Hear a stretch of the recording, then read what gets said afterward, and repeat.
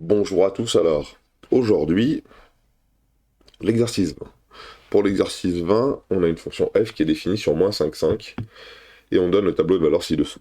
Donc on a un beau tableau de valeurs avec toutes nos valeurs qui vont bien et on veut tracer la courbe représentative de f dans un repère orthonormé. Tatin, il est ici mon repère orthonormé.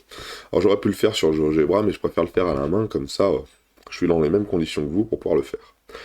La fonction est définie sur -5,5, ça veut dire que toutes les valeurs de x, elles vont aller de -5 jusqu'à 5. Donc on peut prendre toutes ces valeurs de x qui sont ici, et pas d'autres. Donc f de 6 par exemple n'est pas défini, f de 5,5 n'est pas défini non plus. Non, nous on a toutes les valeurs de x qui sont définies entre -5 et 5. Et on nous en a donné quelques-unes avec le tableau de valeurs qui est ici. Et regardez, ça tombe bien, hein.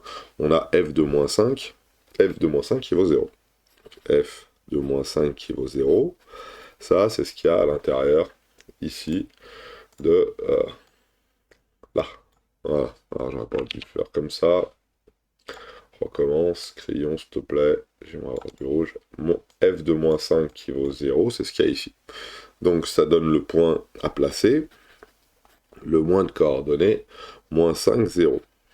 Et -5, 0, il se place où? Bah, il se place là. C'est une parenthèse. -5, 0 se place ici. Et on peut continuer. -4, 3. Alors, -4, il est ici. 3, ça se trouve là. C'est sur les croisants de mes carreaux. On a -4, 3 ici. Donc f de -4, ça vaut 3. F de -3, ça vaut 4. On pourrait l'écrire. Hein. F de -4, ça vaut 3. F de -3, ça vaut... F de -3, ça vaut 4. Donc à chaque fois, il faut placer... Alors, je ne vais pas le faire à chaque fois. Hein, je le fais pour le début. Hein. Il me faut le point. Que je place le point -4, 3. Et là, il faut que je place le point... -3, 4. Alors, -3, 4, il se trouve où, lui? Il se trouve là. Ouh là là, pour l'instant, c'est dur. Et je continue. -2, 4,6. Alors, c'est là où ça commence à se compliquer parce que on voit pas bien les micro-carreaux, là, les mini-carreaux. 4,2, 4,4, 4,6, 4,8. 4,6, c'est là. Donc, ce que je vais faire, moi, juste pour moi, pour être à peu près droit, je vais... je sais pas si je vais y arriver bien propre, voilà. Voilà. Je fais les petits pointillés, et 4,6 c'est là. Et c'est pour -2. Donc -2, 4,6, ça se trouve ici. Voilà. Et voilà comment on fait pour le faire assez proprement. -1, 4,9. Alors 4,9 c'est quasiment proche de 5, donc je peux y mettre par ici, là. Et pareil pour 0, 0,5, ça veut dire que f de 0, c'est égal à 5. Donc le point que j'ai à placer, c'est le point 0,5. Et ce point 0,5, il se trouve où? Il se trouve là. -1, 4,9, c'est ici. -2, alors, alors 1, 4,9, attention. Hein. Elle semble être bien paire, cette fonction. Hein. Pourquoi? Parce que les valeurs, elles semblent, hein, bien sûr. Les valeurs qui sont avant f de -x, hein, -1, -2, -3, -4, -5, c'est la même chose que f de x qui sont juste ici. Hein. Donc elle a bien l'air d'être symétrique par rapport à l'axe des abscisses, donc l'axe des ordonnées. Donc si elle est symétrique par rapport à l'axe des ordonnées, c'est une fonction qui a l'air d'être paire. Alors bien sûr, on n'a pas la définition algébrique de la fonction, donc on ne peut pas le démontrer, mais on sait qu'elle ressemble à une fonction paire. Si en tout cas j'avais à démontrer un truc, c'est ce que j'aurais démontré. Donc pour 2, je suis à 4,6 ici. Pour 3, je suis à 4 ici. Pour 4, je suis à 3. Pour x égale 4, je suis à f de x égale 3. Et pour x égale 5, je suis à f de x égale 0. Voilà. Et donc, on a à faire une belle courbe comme celle-ci. Alors, on va essayer de la tracer à la main. Alors, pour la tracer à la main, pareil, hein, allez-y doucement. On ne trace pas des traits à la règle. Hein. On essaie de faire une courbe lisse qui passe par la plupart de ces points. Même pas par la plupart, par tous les points. On l'a fait ici.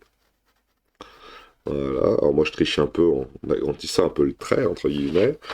Vous pouvez tourner votre feuille, votre cahier. Voilà. J'utilise mon poignet comme pivot. Donc je pose bien ma main et je trace. C'est pas évident, il faut avoir une petite fibre artistique pour pouvoir tracer un truc comme ça. Et ça ressemble à quelque chose d'assez joli. Et à une courbe qui est un petit peu particulière. Si vous n'avez pas dû voir les années précédentes, à mon avis, cette courbe, elle a un nom. Ce nom, c'est une parabole. On aura l'occasion d'en revoir une au cours de l'année, dans le chapitre fonction de référence. Voilà. C'est une belle parabole qui a une parabole. Voilà. C'est la réponse à la question qu'on nous posait. Quel type de courbe semble-t-on obtenir? Voilà. Elle a l'air d'être bien symétrique. Hein. Si je plie mon papier, hein, la partie gauche se colle bien sur la partie droite. Donc F, elle semble paire. On dit paire. Voilà. Alors ça, c'est si c'est symétrique par rapport à l'axe des abscisses, à l'axe des ordonnées, j'en veux. Hein. Et si F est impair, alors ça veut dire deux choses, ça vous le saurez. F de moins x, c'est moins f de x. Donc grosso modo, si vous avez une partie de la courbe, là, f de x, pour des x positifs qui est comme ça, pour des x négatifs, c'est pas symétrique par rapport à l'axe des ordonnées, mais c'est symétrique par rapport au centre, c'est une symétrie centrale. Donc la symétrie centrale, elle donnerait quelque chose de comme ça, voilà.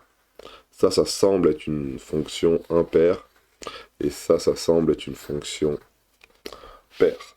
Voilà. Ça semble, hein, pour l'instant, hein, parce qu'on n'est pas sûr, hein, on n'en est pas sûr. Hein.